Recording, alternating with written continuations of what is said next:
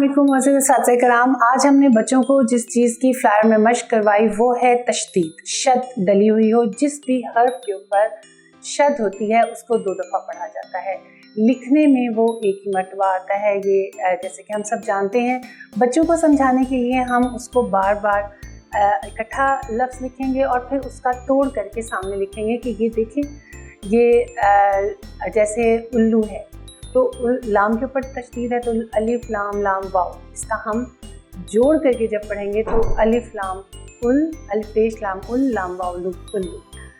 लस्सी, लाम ला से लस, सीन छोटी है सी, लस्सी। जब हम इनको खोल कर बार बार बच्चों के सामने लेकर आएंगे और लिख के दिखाएंगे कि तशदीद में हो, इकट्ठा लिखा हुआ हो, शद की अलामत सिर्फ डाल देने से पता चल जाएगा कि इसे 2 दफ़ा पढ़ना है।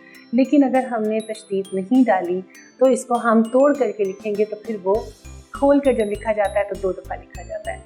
इकट्ठा लिखने में वो हर्फ एक ही दफ़ा आता है, लेकिन अलामत ज़रूर आती है।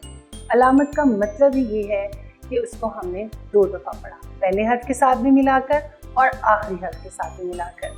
जैसे मिल्लत है, माँ लाम के साथ भी पढ़ा गया और लाम पे के साथ भी पढ़ा गया। बच्चों को बार बार इसी चीज़ की हमने मशक करवानी है कि पहले हर्फ के साथ भी वो तशदीद वाला हर्फ आएगा और उससे अगले हर्फ के साथ भी वो तशदीद वाला हर्फ आएगा, तो बिल्कुल सही पढ़ा जाएगा, उसका तलफ़ुज़ भी दुरुस्त होगा। इंशाल्लाह ताला अगले सबक, अगली वीडियो के साथ फिर आपसे मुलाकात होगी। तब तक के लिए अल्लाह हाफ़िज़।